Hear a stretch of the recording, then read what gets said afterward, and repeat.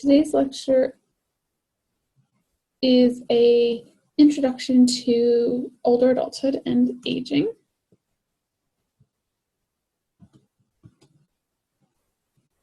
And one important thing to be aware of is that the percentage of the US population over 65 is growing. So this is looking at that percentage from 1900 to 2050. And you can see that the largest increase is in this older population of 85 plus. And so we're getting more and more older adults, and the older number is increasing the most, and we're seeing decreasing number of young adults and kids. So this is the population in 2000 versus projected populations in 2025. And what you can see is in 2000, we have kind of a pyramid shaped, with the exception of this bubble right here, which comes from the baby boom. In 2025, it's more rectangular. And this is essentially what's happening here is we're seeing an equalization of the percentage of individuals in each period of life. Because we're getting more and more older people, as opposed to in 2000 where we have few older people but more younger people. So clearly we have an aging society, and we need to kind of figure out how to deal with this. This is a graph of life expectancy, which is the average predicted length of life by race and sex. We do see cultural differences based on region and subpopulation. We also see sex differences where women have higher life expectancies than men. A lot of this comes from, some of this comes from biological causes. So it's pretty common in many species for women to live, or for females to live longer than males. Women are more resistant to infections and degenerative diseases. There's some thought that estrogen may help reduce the risk of arteriosclerosis, which is a hardening of the arteries, which leads to heart conditions. But another major cause of death in the US is things like heart disease, lung cancer, and car accidents, which are all the result of lifestyle choices. And so they're more common in men than women.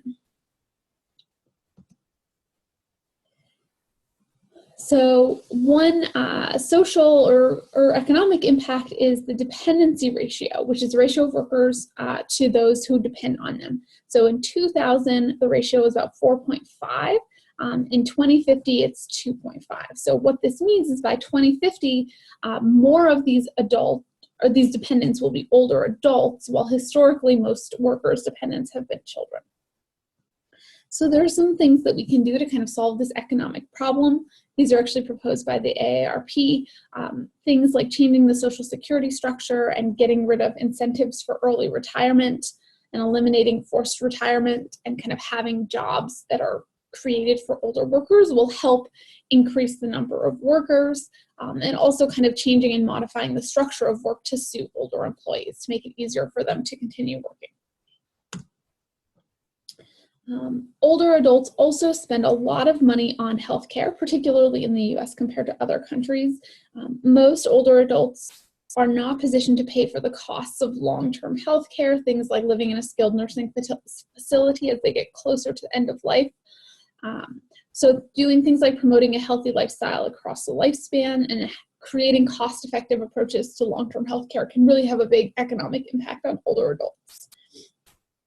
Also, continued learning and promoting kind of an investment in this lifelong learning can help keep older adults working and improve their economic situation.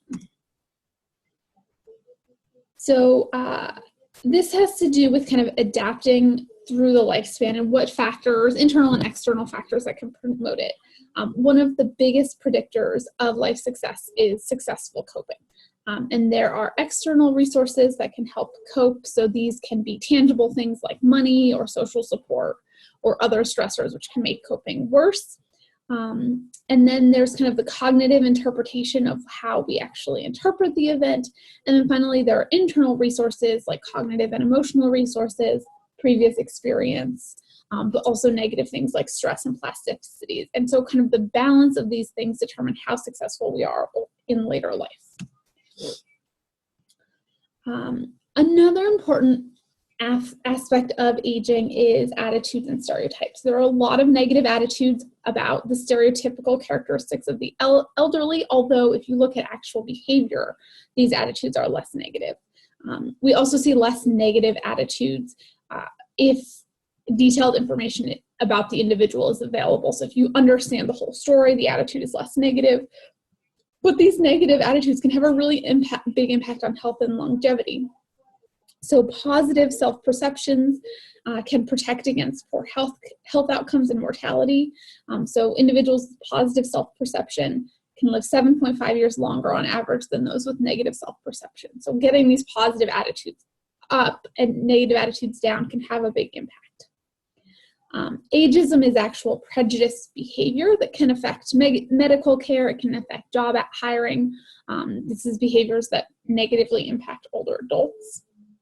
And there's some interesting cultural differences here where there are some values that are associated with high status for elders. So knowledge, being a family and community resource, and having continued roles throughout the lifespan.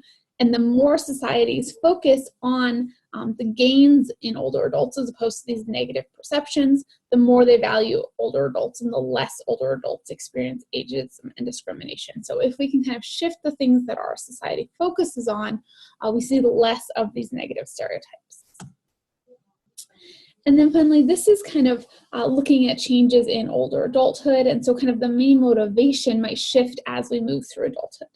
So in the midlife reevaluation, it's about adults wanting to find meaning. Maybe they have an empty nest. They're getting used to kids being out of the house. If we get to liberation, the question is kind of, if not now, when? So our older adults are taking vacations, trips, purchasing, saying, well, I can't take my money with me. The summing up phase has to do with kind of reviewing their life contributions, wanting to feel like their life is meaningful. And then the encore is kind of reflecting and celebrating family and community and culture. So older adults kind of go from this midlife reevaluation to this end point, which is much more on reflection. And so for your assignment for this week, you're going to interview older adults and think about some of these issues.